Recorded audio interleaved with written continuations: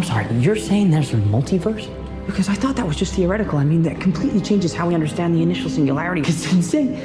Welcome back to M-Stream. Narito na naman ang isa na namang Marvel Studio rewatch, ang pelikula ng ating Spider-Man. Ano-ano ang mga detalye at Easter eggs na hindi mo napansin sa pelikulang Spider-Man Far From Home.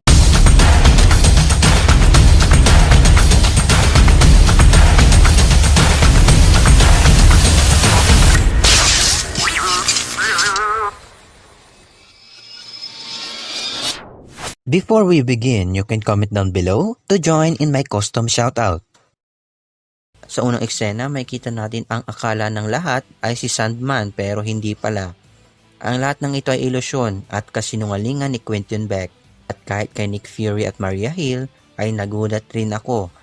Sila pala ay mga Skrulls. Mapapansin natin ang isang pader na puno ng poster ni Iron Man na halos makita natin siya sa buong pelikula.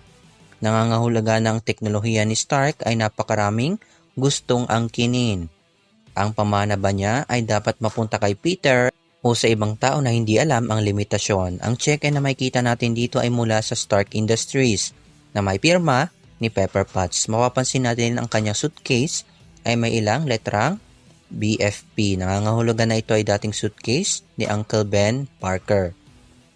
Sila ay napunta sa Venice. Alam niyo ba na ang presensya ni Mysterio ay halos nasa paligid na niya?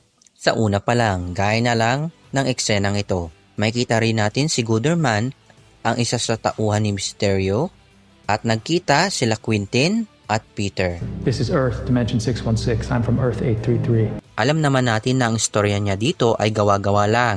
Pero kung comics ang pag-uusapan, ang Elementals ay tunay na nakaharap ni Peter. Isinuot ni Peter ang salamin na mula kay Tony at may kilig natin dito ang artificial intelligence na si Edith.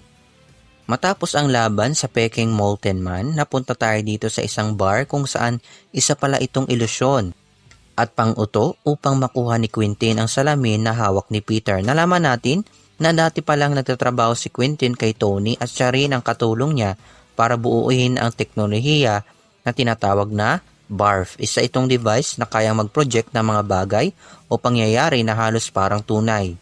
At dito muling nilinlang ni Quentin si Peter. Ang ilang statwa dito ay ang ilang Avengers tulad ni Steve Rogers, si Iron Man, Black Widow, Vision, at biglang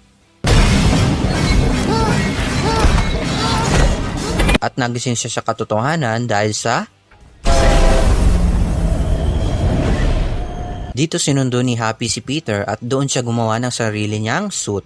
Sa laban, mapapansin natin na siya ay tinamaan ng isa sa mga sonic cannon na huli nating nakita na ginamit ni War Machine at sa pelikulang Incredible Hulk. Ang galaw na ito ay halos kaparehas na ginawa ni Steve Rogers sa Avengers Endgame. At dito natutunan ni Peter ang kanyang Peter Tingle upang maramdaman at maiwasan ang ilusyon at panlilinglang ni Quentin. Matapos tamaan si Quentin, mapapansin natin na hinawakan niya ang salamin na parang may hawak siyang baril. Napigilan naman ito agad ni Peter at ang huli niyang salita, People tend to believe, and nowadays, they'll believe anything. ito ang simula ng bagong gulo na mangyayari sa Spider-Man No Way Home. Spider-Man's name is Peter Parker. What the Yan ang lahat ng detalye na nakita ko sa huling pelikula ng MCU Phase 3. Marami pang susunod. Don't forget to leave a like, subscribe my channel, open your notification bell. See you next time. Happy, is that you? It still fits.